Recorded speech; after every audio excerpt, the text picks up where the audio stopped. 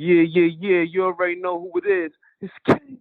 You now tuned in to the Renaissance show, man. Stay locked, get your popcorn and all that. It's going down. Holla. Brooklyn, baby.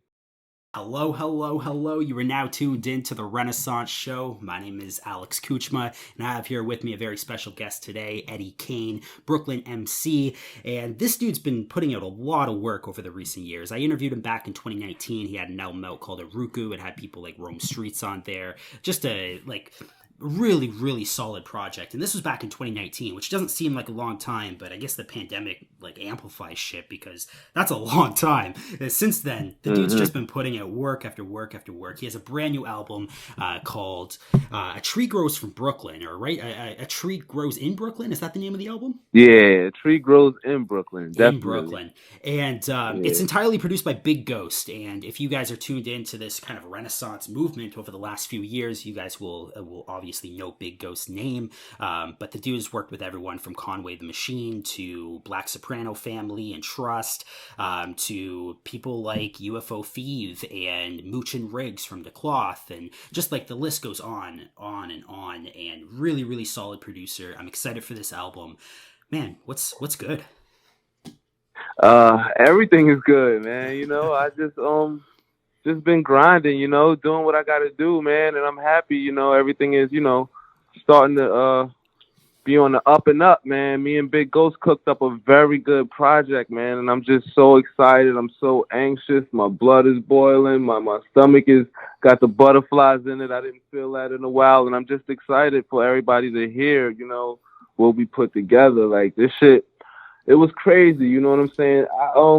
I haven't really taken this much time off from music, like ever. Like you know what I'm saying? Since I really started going, and I guess everything happens for a reason. You know what I'm saying? Because unintentionally, this project took a year to put together. So I actually managed to just be as honest as possible.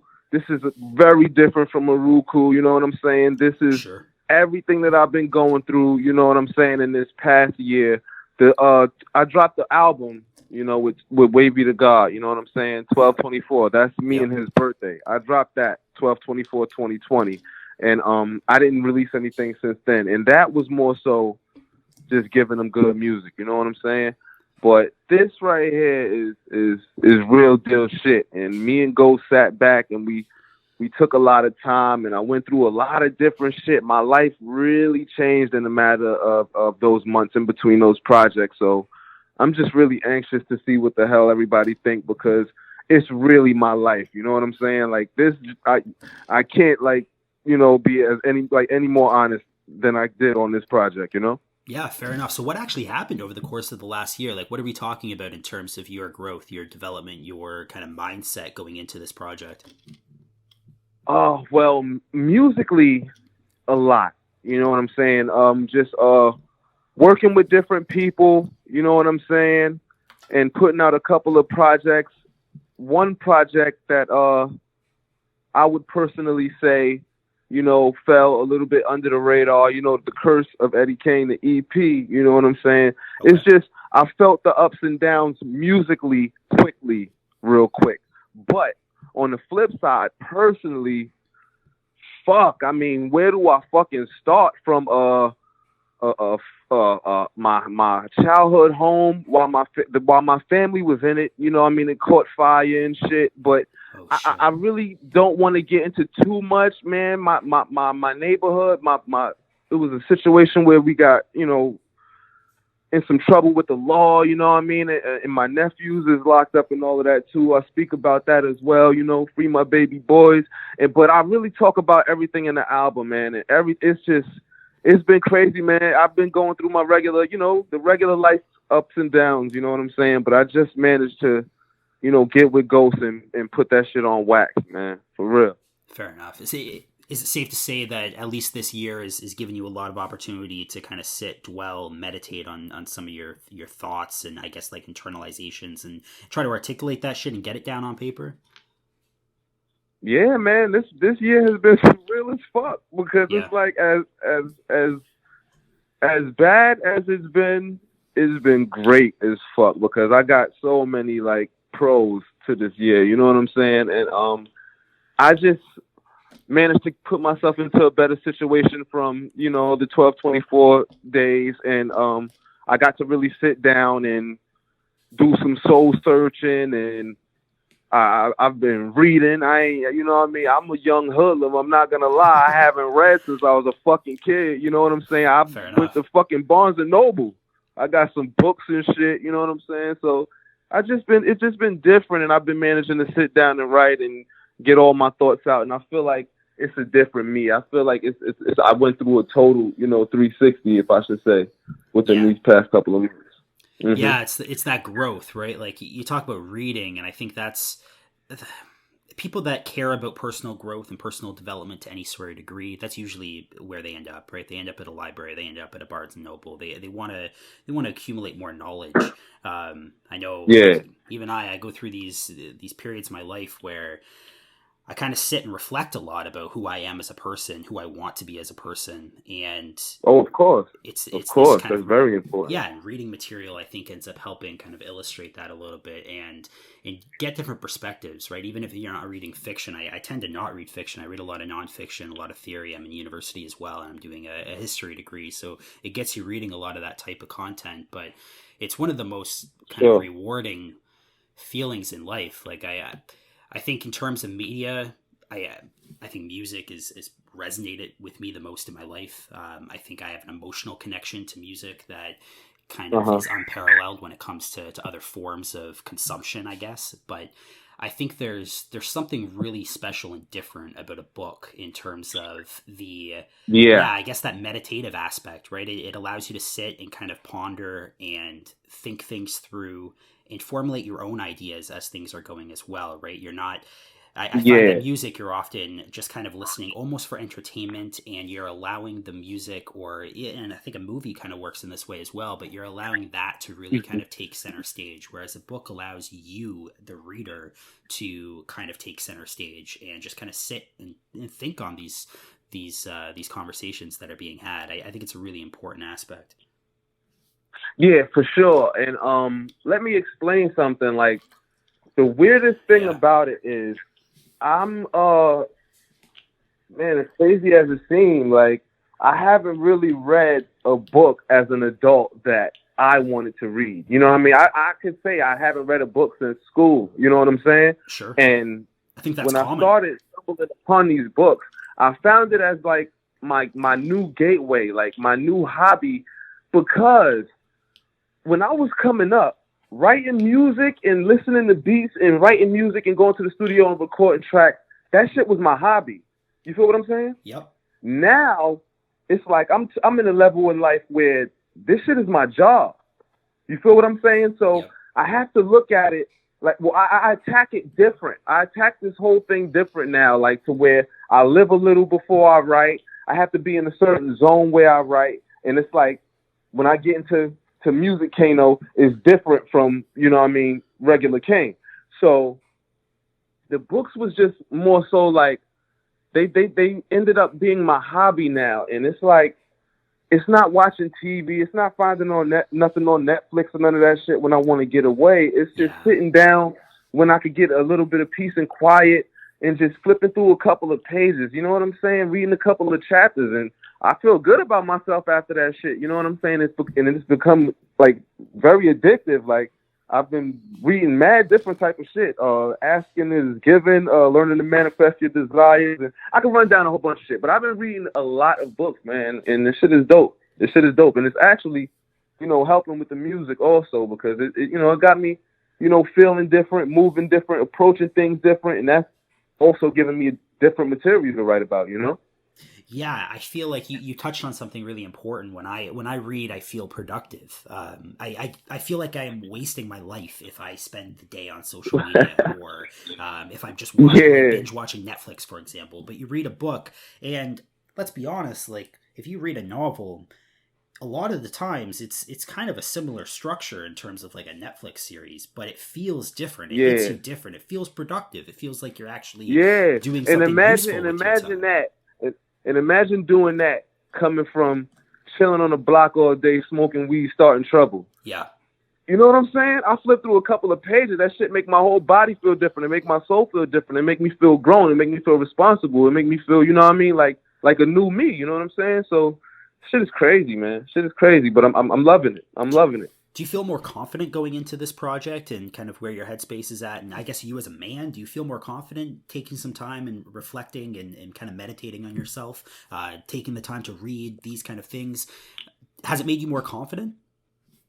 Yeah, I do. I do feel more confident, but I don't know if it's just the stage I'm in life. I just feel more confident in general. You know what I'm saying? Everything's been good in life. You know what I'm saying? I got a whole new living situation. Bought me a nice little condo and shit. It's just beautiful. Everything is just good and everything is just a different vibe. So I can't really call it right now, man. I'm just on a natural high, you know? Gotcha. So last time we ended up speaking, like I said, you were promoting the album Maruku, which is fairly early on in your career. Since then, I feel like there's been a lot of traction in terms of kind of the fan base, the scene, the community that really is paying attention to this Renaissance movement that we call it, or golden era of hip hop, or whatever you want to call it. But this new wave that we're on, I feel like people are starting to pay attention to you. Personally, I seen that start to kind of escalate around the period of 1224 with Wavy to God. There was a vinyl release for that. I've seen a lot of people in my vinyl group starting to share that release and starting to talk about it in a way that was a lot different from Aruku. It felt like Aruku, not very many people were up on it. It felt like I was doing the one that was sharing that project and trying to get other people onto it. Whereas 1224, it felt like the community really embraced that release. Talk about that experience of putting out 1224 and how did you see kind of that shift in your fan base upon that release? I did. It was a major shift, and I was actually able to achieve my first vinyl deal with 1224. But the difference that I can say that I personally know deep down inside was that Aruku, first of all, as my introduction album, that has the most features of any album that I put out till today. That's true. And I feel like that album was more so a general introduction to the versatility of Eddie Kaine. That's why I have like an uplifting song, a club song, a weed song, a street song. I basically tried to get everything all in one just for the people to show them that, like, yo, it's real. I'm new. I'm here to stay. Now, 1224, though me and Wavy put that project together in 2 months, that was pure emotion. You know what I'm saying? And that was, believe it or not, even between Aruku and 1224, that was the start of me still growing and growing into myself and understanding how to really put myself out there more personally, but still try to make it more enjoyable in the music matter. And that's what I feel people probably got from 1224. It probably touched them a little different because they can hear that Aruku, you can hear that you getting general statement songs. Listen, I'm from the hood. I'm from the ghetto. Yeah. Or listen, I done been in the clubs all through the city. I done ran around and did this. And listen, we about to smoke some weed. Sit back and let this joint roll while you roll one. Yeah. And 1224 was just real like, yo, this what the fuck I've been going through. This is my life. This is me. Yeah. Take it how you want it. You know what I'm saying? And people just gravitated towards it. Well, I think a lot of the people that you're also being associated with over the last few years is... I feel like you guys are starting to come up together, right? We talked about Wavy to God, and Wavy to God a few years ago wasn't the same as today. Like, today, Wavy to God is huge, at least within this community, this scene. Like, people fucking love Wavy to God, and, like, hell yeah. so. But I feel like that's almost been consistent with the people that you fuck with, right? We talk about someone like UFO Thieve and the growth and development that he's had, right? So he's kind of created this path for himself, but he's worked with people like Static Selecta and Vanderslice before, but now he's working with people like, Big Ghost, and he's doing these kind of projects that are gaining a lot of attention and positive reception within the community. And I think Rim is somebody that we have to kind of keep an eye out for as well. Like the type of work that he's been doing and the work that he's done with you is, I could definitely see him kind of coming up in this wave as well. But I feel like the people that you've associated with are coming up together. And I feel like that's really helping in terms of curating some kind of natural fan base for yourself. Yeah, I can agree with that. As big as it seems, for some reason, it's a very small community of everybody that's chasing the same dream, and Yep. we all are working, man. It's just a bunch of just different connections that everybody's making, and yeah, man, everybody's here to stay, man. Shout out to my brother Wavy the God. Shout out to my brother Rim. Shout out to UFO. You know what I'm saying? I done did a lot of work with him real quick. Me and him gained a good relationship, and Yeah. it's dope, man. It's dope. I'm just loving it, man, and I'm just happy that I'm blessed to be in this. You know what I'm saying? Because I've been through it. You know what I'm saying? I've been through it on the come up, from handing out free CDs to selling CDs and performing at open mics and walking in the spot, signing my name, performing my shit. So it just Yeah. feels so good for the love to be reciprocated now. Yeah, let's talk about the new album. So you have a new album out with Big Ghost. This should air Saturday. So if you're listening to this upon the day of release, then the album is out now, and it came out yesterday, Yes, so sir. it's fresh. You guys should listen to it. As of recording this, we're recording this Thursday, meaning it drops tonight at midnight. So I haven't had a chance to hear it yet. But this project again, Big Ghost, yourself. How did you end up hooking up with Big Ghost? Was the connection through Feeve? That's kind of what I took when I heard the announcement. So no, the connection actually wasn't through Feed. Before the Feed project, me and Ghost and Rim, Ghost reached out to us to do a song for a project that he was gonna put out, but he never put the project out. He never got to put the project out. So ever since then, me and him been talking back and forth. We had a cool relationship. So when it came time for, Feed to, get his Big Ghost posse cut, you know what I'm saying? Big Ghost reached out, and Yeah. me and Feed also gained a relationship through that, because as soon as Ghost hit me up, Feed hit me up too, and I'm like, yo, I appreciate the opportunity from you guys, and that was my first shot really on the Big Ghost, but not behind the scenes. And me and him been talking since then. He was like, hopefully we'll get some in the process of making 1224, that me and him was talking about putting our project together. And I was like, yeah, sure. Like, hell yeah. Like, whenever you're ready, like, just send some joints and we work from there. So, we've been throwing joints back and forth and throwing ideas back and forth and everything. But, as the time been going, a lot of things have been changing in my life. You know what I'm saying? So, Sure. honestly, what everybody's hearing, which is also dope for the Big Ghost project, is you're listening to one straight studio session. You know what I'm saying? Wow. I lived I lived my life, and I wrote all my music, and I made sure everything was down to the point, like, you know what I'm saying, where I almost knew it by heart already. And I just went in the studio and I just let all of it out. You know what I'm saying? So that's basically how we got that project, and I can't stress the fact that is everything I've been through within the past couple of months from the release of 1224. So did you record this in Brooklyn? Because I know Big Ghost is out in Japan, right? Uh, you know what? Big Ghost is anywhere he wants to be. That's why he's called Big Ghost. I have no clue where he is, but Fair enough. Fair say enough. that I did record the project in Brooklyn, and that's how me and my dude work, man. That's my guy. He's a real good dude, and yeah, me and him was just shooting shit back and forth, and I recorded it out here. Yeah. Gotcha. So are you sending these files to Big Ghost like via email or whatever, and you guys are kind of putting it together in post, or did he actually go to Brooklyn to kind of work with you for this session?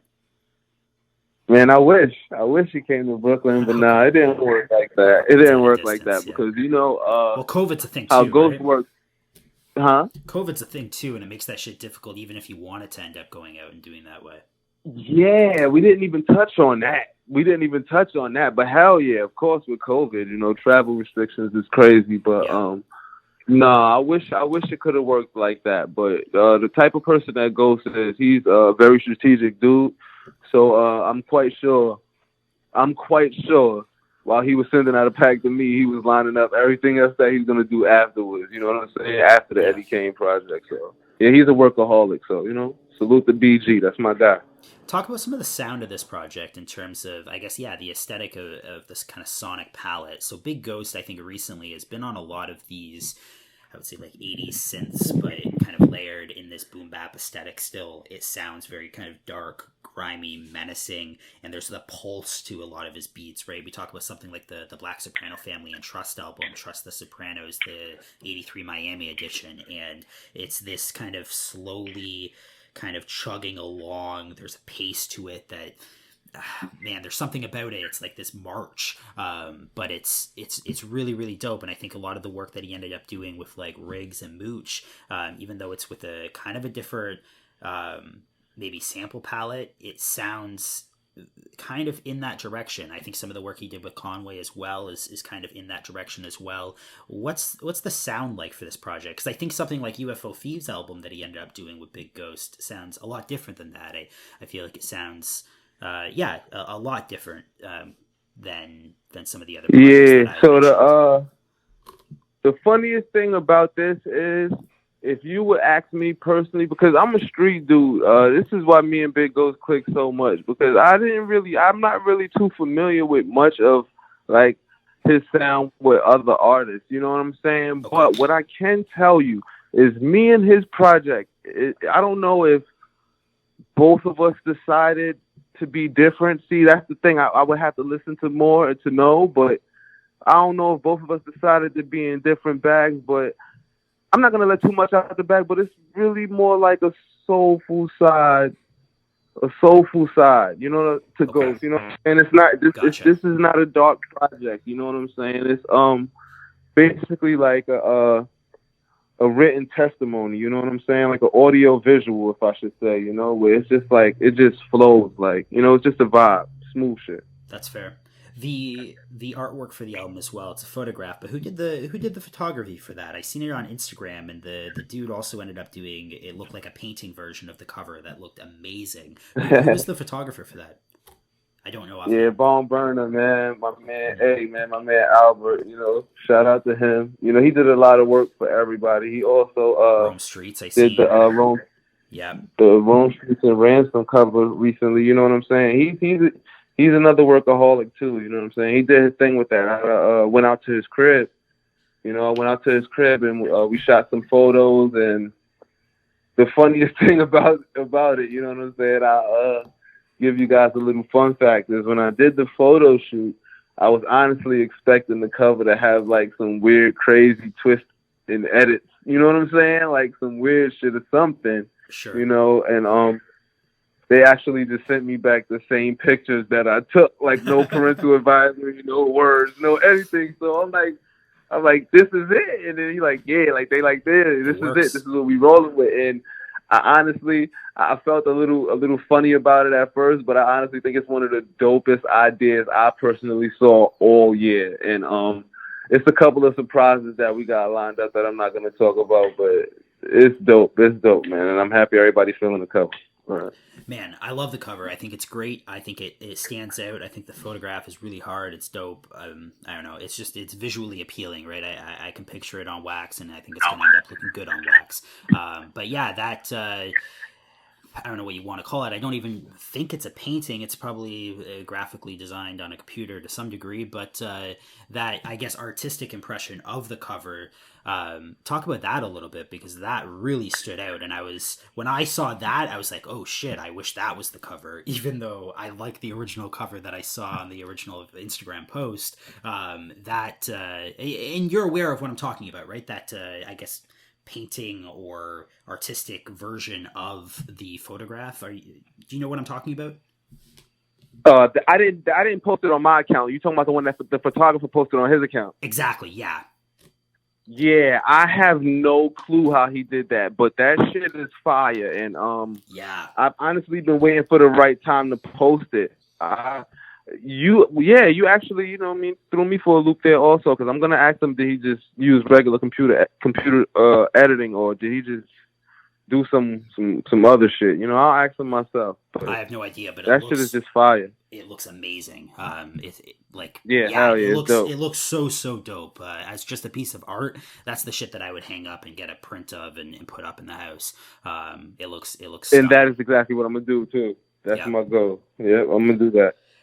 The other thing that I can't help but realize, but the back artwork has the Durapwinkle logo on it, meaning that this album is probably going to be coming out through Durapwinkle, which makes sense if it's Big Ghost and most of his shit comes out through that label. Talk about the vinyl plan for this album and how you ended up getting hooked up through Durapwinkle. Was that simply a Big Ghost connection, or? No, you know what's funny? When rest in peace, Richard. You know, over at Ashamed Records, when we did when we did 1224. Yeah. The Ratwinkle actually reached out to me at the time, and we were speaking about other stuff, and they was like, you know, they congratulated me on getting the vinyl, and we was planning on working in the future, and I didn't speak to them about the Big Ghost situation until Big Ghost spoke to me about the situation, and it seemed like almost instantly they hit me up about it too. You know, we was all figuring everything out, and then, you know, he told me that the vinyl will be going through them, and they hit me up, you know, and we was both excited about it, and I'm real happy to work with them, you know what I'm saying? R.P. Rich, that was Richard was the first dude to give me my vinyl deal, and it's like he also, you know, put me on the market, if you want to say that, you know what I mean? Put my music out there on the market, and he put me on other platforms for, you know, other vinyl companies to see, and I couldn't be more thankful, man. You know, that 1224 project was dedicated to him, and I always think about him when it comes to situations like this, you know? Man, it's one of the better kind of labels out in this movement. I think vinyl is something that is so intertwined with this movement that we're seeing. I think the vinyl aspect of it is something that's really, really important, and how we're kind of treating vinyl as well. We're treating it as an art piece. They're limited quantities, hand numbered, the obi strips, the attention to detail in terms of the artwork, the test pressings, all this stuff kind of accumulates into this kind of culture of the vinyl. I think it's really, really important, and I think it's an important aspect of this new scene that we're seeing developing over the last few years. But when we look at the actual labels that are responsible for putting some of this shit out, Durapwinkle is easily one of the most well-respected names in this field, right? You have Dope or Dwop or however you want to pronounce it. That's obviously something that's noteworthy, especially if we talk about people like Griselda. But other than that, I would say probably Durapwinkle is right next in line. You have people like Tough Kong and Fuck Rap as well that are deserving of mention. But in terms of the quality of the releases and the consistency, the way they do business, I've never had a problem with Durapwinkle, and it seems like the community kind of feels the same way. It's like a mutual respect on all levels. That's what's up. Yeah, man. Well, you know, I'm honored. You know, I'm honored to be working with those guys. You know what I'm saying? All of this shit, just seeing all of this shit, man, you wouldn't understand, man. It's a dream come true, man, because 2 years ago, 3 years ago, you know what I mean? If you tell me this is where I'll be in my life, you know, I'll probably say you bullshitting, you know what I'm saying? And I can't say that I knew about these vinyl labels and all of that stuff long ago either. You know, it's just a new chapter in my life, and I'm just thankful to be a part of this. You know, all I knew was just creating my art and putting it out there to the people any way that I can. You know what I'm saying? So when I meet people that want to help me get my product out, this shit is just crazy. You know what I mean? I'm still blown away. You know what I'm saying? Even like doing this interview right now, you know, like in the back of my mind, you know, I could talk my shit. You know what I'm saying? But it's still like, wow, I'm doing a fucking interview. You know what I'm saying? It's still, you know what I mean? It's still a lot to take in, you know? So I'm just proud to be working with whoever wants to work with me, man. And I'm happy to be hot. You know what I'm saying? Man, it's well deserved. If you look at the art that you've curated over the last few years, it speaks for itself. I appreciate it, man. Again, albums like 1224, I feel like it really resonates with people. And maybe people are going into that project with the name Wavy to God being in their head, right? They're, this is a new Wavy to God album for them. But I think they walk away from that album being like, man, this album is dope. The art, the MC is dope. The production's dope. The overall package is a really, really solid output, and something that should be kind of talked about and discussed in the community. And you see that in vinyl groups that I'm in and CD groups that I'm in. You see albums like that being talked about and shared and discussed, and people inquire about it, and there's conversations that are happening about the art, because the art is dope and it speaks for itself. I think the work that you've done over the last few years is incredible. I have, like I said, I haven't heard the Big Ghost project, but I have all the faith in the world that it's going to be dope. Big Ghost never really disappoints. You never disappoint at this period of time. It has the backing of labels like the Rapwinkle. I think the vinyl product is going to be amazing with that. And yeah, I'm really excited for the project. But it's all deserved, man. The shit that you're seeing now, the reception, the acclaim, it's all well deserved. I appreciate it, man. Yeah, I appreciate it, and I'm thankful, man, and I can only do what I'm supposed to do, and that's, keep giving people my product and just being as authentic as I can, and keep going to the studio and banging out music. And as long as people fucking with it, I'm gonna keep dishing it out. You know what I'm saying? So I'm happy, man. I'm good. I'm real good at this point in my life, and I see this as a rebirth, because a lot of people are gonna, just be figuring out and finding out who Eddie Kaine is, being that this project is coming out with Big Ghost. But Sure. I just want people to sit back and strap up. You know what I'm saying? Because I got a whole lot of shit about this. You know what I mean? Let's talk Dropping, about that. fuck shit up. Let's talk about that a little bit. Obviously, the project that we're promoting right here is the Big Ghost project, and if you haven't given this a listen, again, it dropped yesterday as of this coming out, but you should give it a listen. It's going to be a solid project, and yeah, hear that album. But what else do you have in the bag? Yeah, go check that shit out right now if you can. Like, go check it out right now. Like, pause the interview, check it out right now, then come back to the interview. For real. Exactly. Yeah, exactly. Do that. But for those that end up coming back at this point, so what else is in the bag? What's expected to be dropping? I don't know about this year, but in the next foreseeable future. Yeah, I got a lot of shit, man. I got a lot of shit. I don't want to divulge. Yeah. Put no producers out there, but I have some good situations coming out with some producers, and I also have some have another vinyl, situation, in the works, and Amazing. You might even see me on the screen soon. I did a little acting this year also, and I'm not even going to tell anybody where. I'm just, hope that anybody hearing this interview fucked with it and would follow me at _Eddie Kaine on Instagram, and just wait till I post that damn trailer, and you're going to be blown away to see who I'm sharing the screen with, So I've been working, man. I got a lot of good shit coming soon, bro. Oh, man. I'm excited. I'm excited for anything that you end up doing going forward. Like you said, you took a little bit of time off in between the last album and this project, and I'm excited. I definitely did not lose interest. And seeing that new post on Instagram, seeing you almost kind of want to rebrand yourself in a way and delete a lot of those old posts and just say, hey, I have new shit coming out. This is what you should be checking out on. I think it's a really positive look, and I'm really excited to check out the album tonight at midnight. Yeah, man, I appreciate it, man, and I appreciate you fucking with me. First interview for this shit.